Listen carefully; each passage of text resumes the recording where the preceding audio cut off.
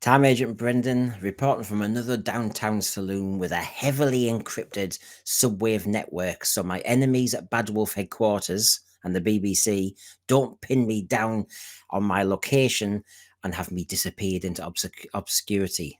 They might dismiss my channel and my streams as relentless noise or call me Conrad Clark. Perish the thought. Oh, aye. RTD himself is sat there, and Jane Ranter.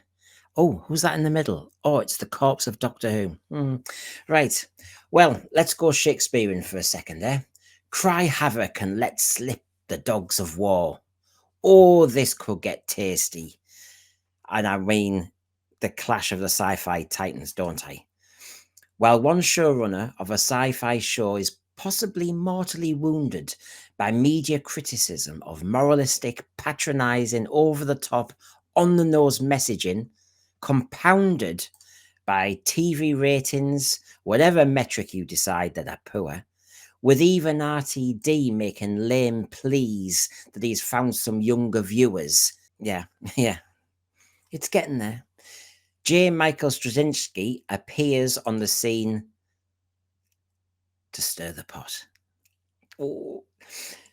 The new Who experiment, now 20 years old, is looking tired and needing fresh blood, fresh ideas to shake it from its cabal that has had a stranglehold of timey-wiminess, sexualization and storylines, gender bending and identity politics that have stretched the patience of the Doctor Who fans to the limit. New blood can come in many forms, and possibly the creator of Babylon 5 might be an interesting perspective on our 62-year-old show. And there is no doubt, I'll just make this bigger, and there is no doubt that the last 20 years of canon busting and erasure of the original understanding of the Doctor Who character and show has witnessed an equally alarming erasure of fans and viewers.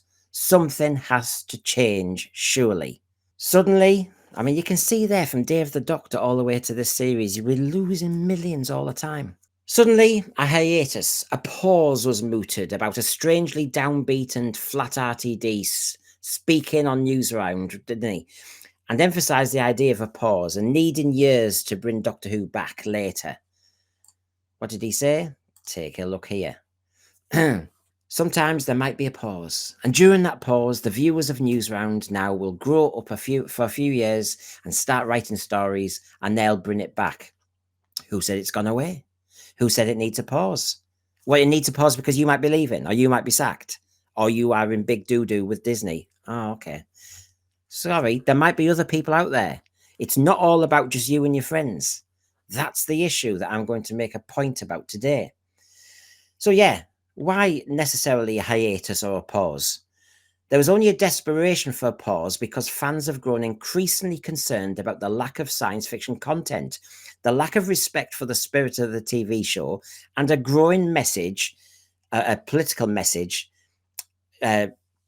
conveyed mostly by the showrunner. We don't want the program vandalized or stolen or captured or used as a platform or damaged and destroyed on the altar of someone else's ego. No more. All I have asked recently is whether there is anyone around who can write good, recognisable Doctor Who again. Taut with tension and suspense, high on the fear factor, big on imagination and creativity, with monsters and villains and darker in tone, confident in the uniqueness of its brand, with its rickety old police box TARDIS and unpredictable Doctor alien character. Notice I laboured a few points there. So, let battle commence. We hear that Babylon 5 creator J. Michael Straczynski is moving to the UK and is hungry for a new TV project. Is this just fluky timing, coincidental, mischievous, or opportunistic, or a moment of spooky serendipity? I mean, he's got his robots out. RTD knows he's going to have to battle for this. I mean, he told his Facebook followers, I might have to make this bigger for you to see. He told his Facebook followers that he wants to feel at risk again and walk the high wire and get those creative juices and adrenaline going. And this is my bigger point too. I'm not keen because someone becomes available and another showrunner seems mortally wounded. or already mooted to be sacked, having been unable to work with Disney, that this is a fait accompli. I think it has continually been the problem with New Who, particularly, and in the latter decade, I suppose, of classic Who, that the BBC, unable to work out who can take over their show, picks an easy option, RTD's mate, Stephen Moffat, or forces JNT to stay through pure laziness to put the job out to tender instead. No, this has got to stop. No more talk of Fitzroy taverns, cabals, or stitch-ups. It's time the BBC took Doctor Who very seriously, took this public service commission seriously, and put the actual franchise out to tender, seeking competitive commissions from a range of TV companies and producers. No cosy chats and expensive wining and dining with a quiet nod and handshake at the end on the taxpayer's expense. I mean, look at these. That'll be on the taxpayer's expense. There, look at the state of them.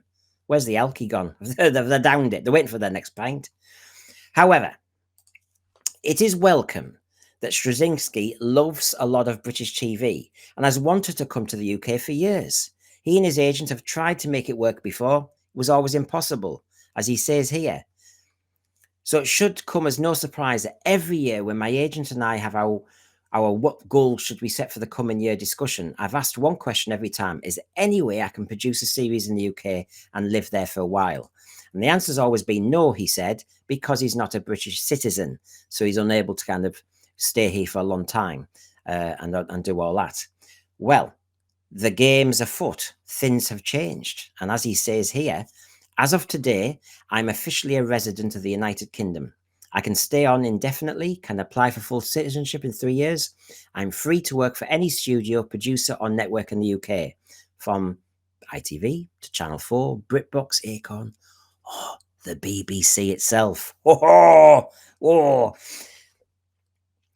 So that's in play. It's like it's a bit Curse of Fenric, isn't it? Everything's been set in play. And of course, as I said, he loves British TV, including Doctor Who. Notice at the bottom there, he says Blake 7, Avengers, Faulty Towers, Blackadder, everything. Doctor Who. We know he offered his skills before RTD was offered the job to take over the 60th anniversary specials and the 2 series and the spin-off since. Yeah, that worked well. The big trouble was RTD had not evolved. You know, since he's come back, he's doubled down on a 2005 format. He's refused to tweak things and respect that the TV landscape has changed. Serials are back, and there was no need for the obsession with 45-minute individual episodes anymore. That they've purified Doctor Who of its cliffhangers and scares and world building and adventure. He has become more political and more angry in his dialogue, with it very clear who his targets are. So I'm not sure what the BBC and viewers have gained from this revisitation of RTD to the showrunner role of Doctor Who. So now somebody comes into play. It's an interesting thought, isn't it? Formula is the enemy of creativity. Formula is a cheat. Formula is take the money and max out your pension while churning out second-rate episodes, only tarting them up with spurious narrative arcs and Easter eggs. Straczynski seems keen on taking a risk, trying something new, and I like that. We need risk. We need a new take. We need fresh eyes. One obvious concern, his age, and his other commitments. It was bad enough that Doctor Who was stolen by the Welsh economy to help boost the local Cardiff area. We need a commitment to the show. And here lies the problem if you all just say we must have him because he wants it. As he says here, he's still looking after the Elysian estate. He's got ongoing comics work, US-based projects that require his attention. I want to launch some US-UK film and television co-productions and perhaps join arms with UK studios. But as he says, if I don't do this now, I'll regret it for the rest of my life. So there's an element that he's up for risk, but there's also an element that it won't be if he does go for Doctor Who and say the BBC by some fluke offered it to him. He does have other things in mind too. So it's never that easy, is it? And as he also says, he's got everything in place. He does have a London apartment now, so he's central to the TV hub of the UK. No added expenses for all those forced trips to Cardiff, Just because RTD wants to boost his national home and live and work from Swansea, the show's been captured enough. It should never have been a fiefdom for anybody. Get it back in London. Straczynski, as one person, is in place now, as you can see there. So let's see how this plays out. It makes the situation more competitive. But I repeat, I am not for jumping from one showrunner to another, from one tribal chief of sci-fi to another. Let's make it competitive. Everyone has to offer their ideas and vision for the show in a blind auction. Straczynski might be putting polish and glitter on a more political move, and I am tired of politics dictating TV producers too much, so there may be too much baggage here. And the point is here, after that Facebook page sent out to his followers, a few people are saying, one can't help but notice he started the process for the paperwork soon after the election of Donald Trump. And it also comes soon after a report from Tachyon Pulse podcast that a Babylon 5 reboot project has stalled. And Warner Brothers is considering building a potential reboot of the show without Straczynski's involvement. That news, if true, could be a sign that Straczynski getting fed up with the Hollywood system. So therefore, he needs to find another challenge somewhere else. And that kind of isn't the motivation you want. You want somebody hungry for Doctor Who. And maybe he's at the wrong end of his career for that. Okay? And of course, you know, I want no more of this. The DEI, identity politics, race-baiting plots that these two kind of think are all what Doctor Who should be. We know how bad it can get. RTD blurring his political messaging with his plot lines for a family show. I mean, look at him. We've had bad prime ministers and we've had bad presidents before. What we have never had is a billionaire tech baron, unelected, openly hating his trans daughter, and therefore weaponizing all of his power against us. We have never had this in the history of the world.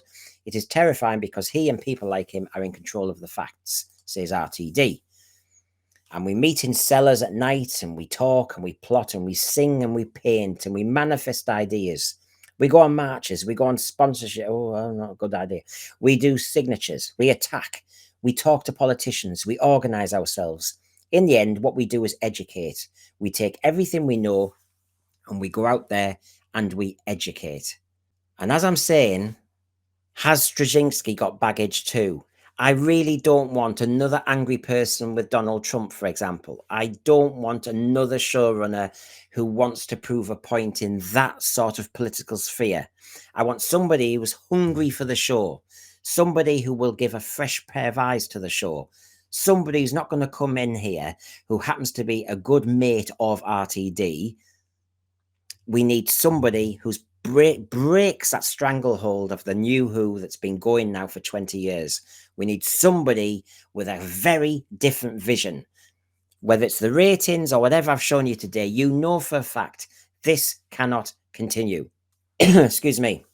So as I round up this, I want to say this. Let's not give him the job, Straczynski, by tea time just because he's available. No, no, no. Let's play the field. Let's take the show seriously. Let people get their skills to work by making it a competitive tender. No pause is needed in the broadcasting. No cancellation is needed. Stop acting like you are desperate, BBC, for an easy choice. You are a public service, and this is how you should run the organisation. Not by cosy chats, picking the easy option every time and failing to exercise real executive power. I think it's an embarrassment of riches. They really, truly do not understand what Doctor Who is. They say they wanted to go serious by getting Disney involved. But in another sort of way, it showed a lack of confidence. They were lucky and lazy by going, oh, I think RTD's available again. But that is really, truly lazy thinking. He's 20 years more down the road. Why couldn't they have found another TV producer, another TV writer, another science fiction visionary who actually may be younger, still hungry, still wanting to make a name? That's what you need, not somebody who's at the end of their career and has got a bit of angst politically that they want to get out of their system. And unfortunately, they want to capture our program to do it. No, no, no. So I say to all those people who are saying, Babylon 5's creators available. Yep. That's good. it makes it competitive. But let's actually make sure that nobody is handed the job just by a cozy interview, that you actually ask a whole load of people, a whole load of producers and writers, what they would do with a series or two of Doctor Who, and then consider the options. The TV's got too lazy with this. They have to stop thinking, oh, right, we've got one name, let's give it to them if we're happy with it. No, it's not your money. Take this seriously. Let's see some competitive, different visions, and then pick the best. Surely that's better for Doctor Who. Now, before my encryption's busted, I'll see you again soon. Time Agent Brendan checking out. See ya.